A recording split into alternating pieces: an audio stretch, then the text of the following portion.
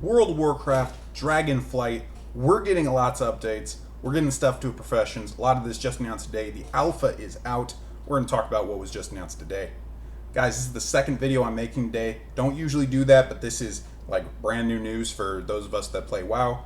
So, World of Warcraft professions, you can like be a miner, you can be an enchanter, you can be an alchemist, right? They're adding a lot of changes to those, and that's what we're going to be ranking in this tier list. Mind blowing is our top tier, and will hurt the game is our bottom tier. Though I don't know that any of these will end up in that tier, if I'm being honest. Now, this information comes from MMO Champion, which I will be linking in the description down below. We're going to go ahead and get started, kind of in the order that they were going through things. First of all, guys, we will have profession stations, including an enchanting station. So there's going to be an enchanting station, a jewel crafting station, an engineering station, and an alchemist station. So this is very similar to how blacksmiths have to be at a forge when they are making stuff, or miners to smelt need to be by a forge, or excuse me, blacksmiths need to be next to an anvil, don't they? Depending on what they're doing. So you will need to be near these to do certain things with your profession, which is interesting. I'm going to go ahead and put these in neat. I actually think, it's cool. It's immersive that you'd have to go somewhere. You can't just engineer something, in your hands. You probably have to put that down and screw something into it or combine some components somehow. So it's neat, it's immersive, but it may be a hassle sometimes. The Alchemist's one, they have said, is going to be portable, though, because it is conceivable that you could, brew a potion on the go. So I think that's a cool addition. So I think that one's better than the other ones. Next up, we have a Regent Bag Slots. They are going to be adding another bag slot, this one just for Regent Bags, so you can have a bag, similar to how ammo used to be for hunters. So you'll have this extra bag, which I believe does go up to 36 slots, which is a lot. And you'll be able to put all your herbs, all your ore, all your cloth, all your leather, all whatever, in that bag. So that's pretty cool. It's going to have the same mechanics as the Regent Bank.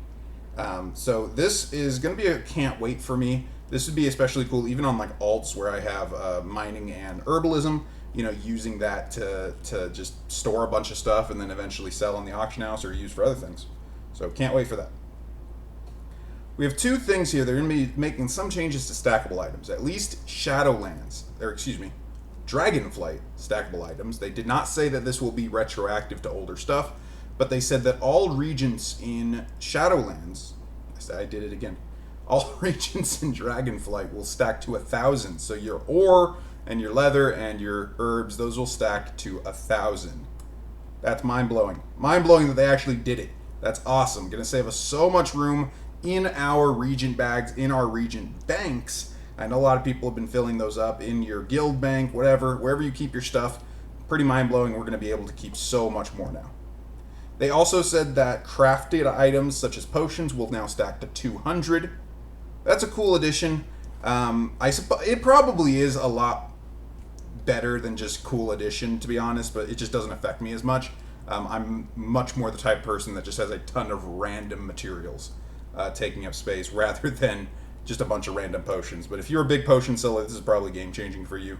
Well, let's go ahead and put it there. They also announced that there will be a 34-slot bag. 34-slot bags are not new to World of Warcraft. There are a couple in the game. They're just very difficult to find. So the new Tailoring Bag will be a 34-slot bag, which is what we've done pretty much every expansion. We just keep getting bigger.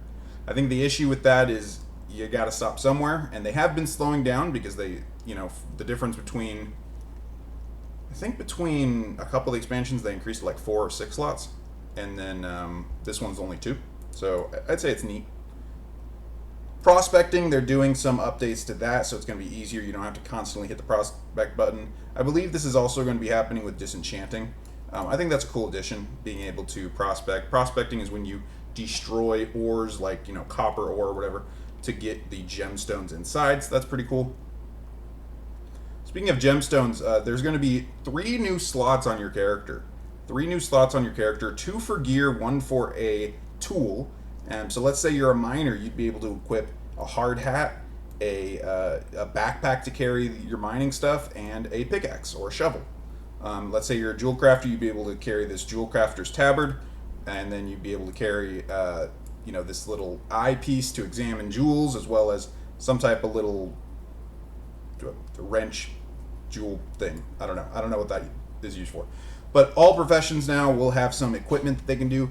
These give some buffs. They might be like skill buffs and stuff, they said. They are not required, I don't think, but probably will be something you do. They will not show up on your character all the time, which I thought was awesome. They said it will only show up when you actually use it, and then when you enter combat, they will go away. So that's a really nice change. Can't wait to see what that's all about, because it is a nice immersive change to the game. So that's pretty cool. And then finally, this was one that hasn't been talked about too much.